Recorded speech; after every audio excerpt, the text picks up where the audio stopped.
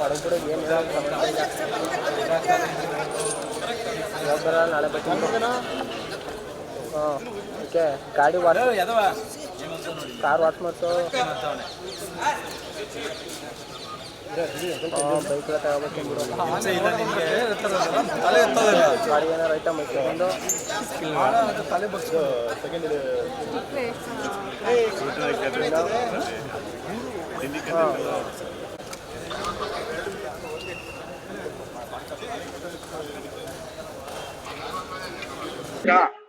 ನಾಡ ಹಬ್ಬ ದಸರಾ 2025 ಅಂಗವಾಗಿ ಮೊದಲನೇ ತಂಡದಲ್ಲಿ 9 ಆನೆಗಳು ಬಂದಿದ್ದು.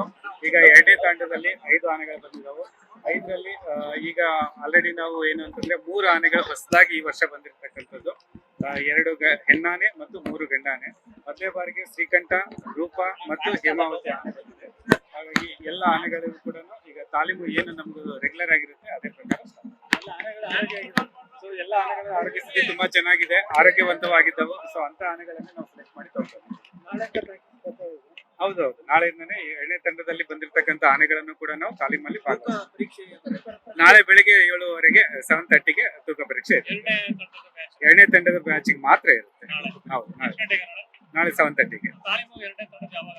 ನಾಳೆ ಬೆಳಿಗ್ಗೆಯಿಂದನೇ ಸ್ಟಾರ್ಟ್ ಆಗುತ್ತೆ.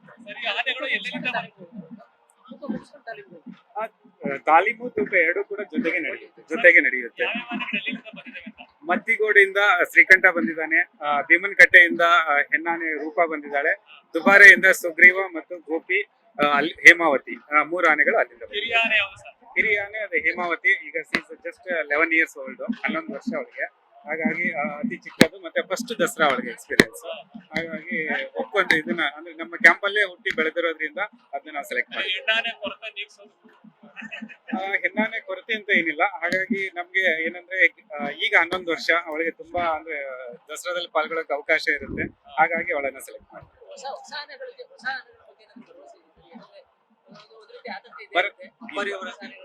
ಇಲ್ಲ, ನಮಗಂತೂ ಭರವಸೆ ಇದೆ. ಆನೆಗಳಿಂದ ಯಾವ್ದು ಕೂಡ ಪಬ್ಲಿಕ್ಗೆ ತೊಂದರೆ ಇಲ್ಲ. ಹಾಗೆ ಪಬ್ಲಿಕ್ ಸ್ವಲ್ಪ ಡಿಸ್ಟೆನ್ಸ್ ಅಲ್ಲಿ ಇದೆ ಅನ್ನೋದು ಅಷ್ಟೇ ನಾವು ಇಲ್ಲ. ಅದನ್ನ ಈಗ ಸೆಕೆಂಡ್ ಬ್ಯಾಚ್ ಬಂತಲ್ಲ, ಈಗ 1 ತಾರೀಕಿಂದ ಎಲ್ಲ ತಾಲೀಮು ಸ್ಟಾರ್ಟ್ ಆಗುತ್ತೆ. ವೇಟ್ ಹಾಕುವಂಥದ್ದು, ಅದೆಲ್ಲ ಭಾರ ಹೊರೋದು, ಉಳಿದಿದ್ದೆಲ್ಲ ನಾನು ತಮಗೆ ಹೇಳ್ತೀನಿ. ನಾನು ಕ್ರಮೇಣವಾಗಿ ಎಲ್ಲ ಕೂಡ ಹೇಳ್ತೀನಿ. Ready ready ready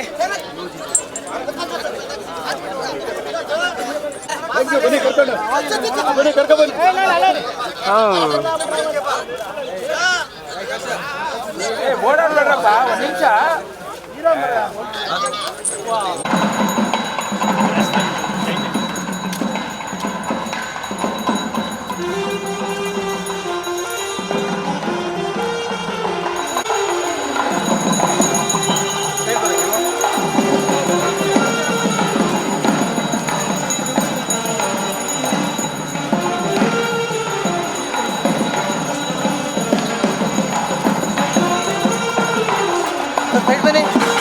hello sir sir